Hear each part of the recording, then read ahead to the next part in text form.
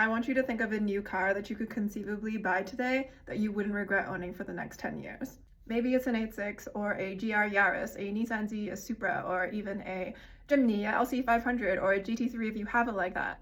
But if you're into cars, it's probably not going to be an EV. Another case of modern bureaucracy being far removed from practicality, policymakers, especially in the EU and the UK, have had an anti-internal combustion engine agenda for a while now. Stringent emission standards not only strip the car industry of its technical appeal, but now have it stuck in this awkward loophole limbo and backtracking after being met with consumer rejection of the industry shift. Where in protest, people are just buying used diesel and petrol, or better yet, nothing at all. Welcome to Why Everything Sucks Now, where I talk about how modernity has robbed us of everything beautiful and good in this world and how I think we should reverse it.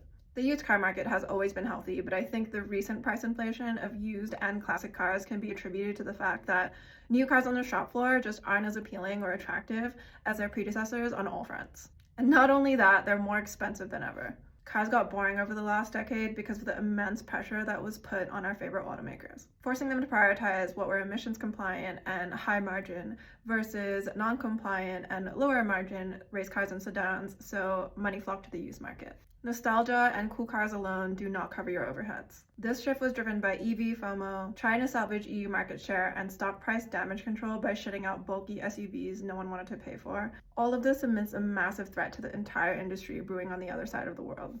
Most legacy brands completely botched their EV switchover, which costed the entire industry upwards of $100 billion.